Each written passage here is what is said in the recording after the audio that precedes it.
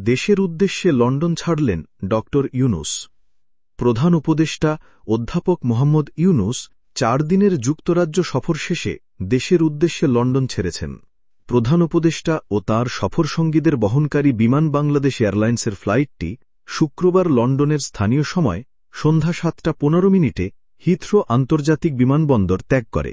প্রধান উপদেষ্টার উপ-প্রেস সচিব আবুল কালাম আজাদ মজুমদার বার্সাসকে এ তথ্য জানান।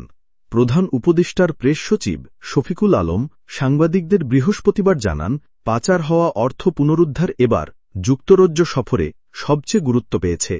তিনি বলেন, শেখ হাসিনার শাসনামলে ২৩৪ বিলিয়ন মার্কিন ডলার বাংলাদেশ থেকে বিভিন্ন দেশে পাচার হয়ে গেছে। এর একটা অংশ যুক্তরাজ্যে পাঠানো হয়েছে।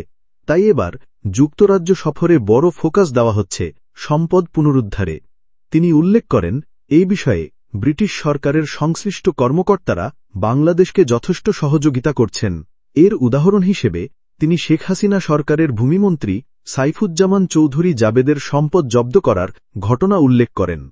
তিনি বলেন, শেখ হাসিনা শাসনামলে ২৩৪ বিলিয়ন মার্কিন ডলার বাংলাদেশ থেকে বিভিন্ন দেশে পাচার হয়ে গেছে। এর একটা অংশ যুক্তরাজ্যে পাঠানো হয়েছে। তাই এবার যুক্তরাজ্য সফরে বড় ফোকাস দেওয়া হচ্ছে সম্পদ পুনরুদ্ধারে। তিনি উল্লেখ করেন, এ বিষয়ে ব্রিটিশ সরকারের সংশ্লিষ্ট কর্মকর্তারা বাংলাদেশকে যথেষ্ট সহযোগিতা করছেন।